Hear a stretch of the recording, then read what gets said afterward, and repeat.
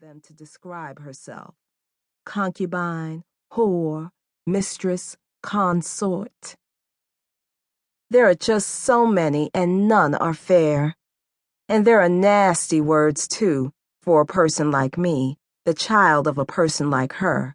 But these words were not allowed in the air of our home. You are his daughter. End of story. If this was ever true, it was in the first 4 months of my life, before Chaurisse, his legitimate daughter, was born. My mother would curse at hearing me use that word, legitimate. But if she could hear the other word that formed in my head, she would close herself in her bedroom and cry. In my mind, Chaurisse is his real daughter. With wives, it only matters who gets there first. With daughters, the situation is a bit more complicated. It matters what you called things. Surveil was my mother's word. If he knew, James would probably say spy, but that is too sinister. We didn't do damage to anyone but ourselves as we trailed Chaurisse and Laverne while they wound their way through their easy lives. I had always imagined that we would eventually be asked to explain ourselves, to press words forward in our own defense. On that day, my mother would be called upon to do the talking. She is gifted with language and is able to layer difficult details in such a way that the result is smooth as water. She is a magician who can make the whole world feel like a dizzy illusion. The truth is a coin she pulls from behind your ear.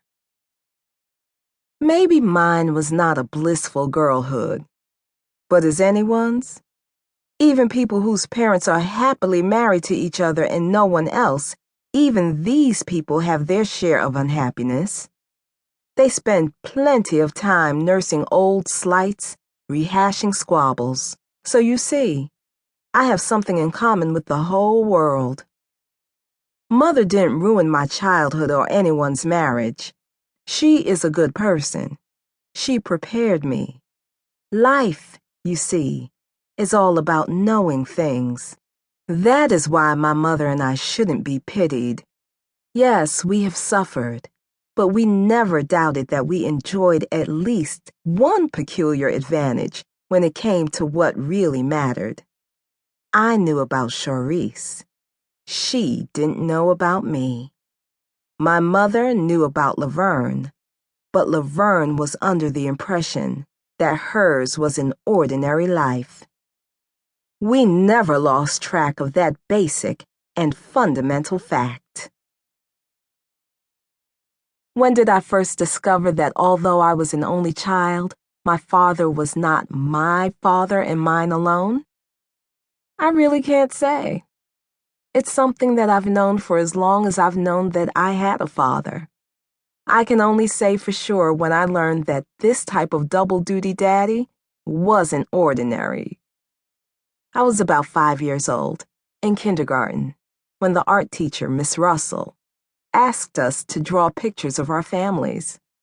While all the other children scribbled with their crayons or soft-leaded pencils, I used a blue ink pen and drew James, Chaurisse, and Laverne. In the background was Raleigh, my father's best friend, the only person we knew from his other life. I drew him with the crayon labeled Flesh, because he is really light-skinned. This was years and years ago, but I still remember. I hung a necklace around the wife's neck. I gave the girl a big smile stuffed with square teeth. Near the left margin, I drew my mother and me standing by ourselves. With a marker, I blacked in Mother's long hair and curving lashes.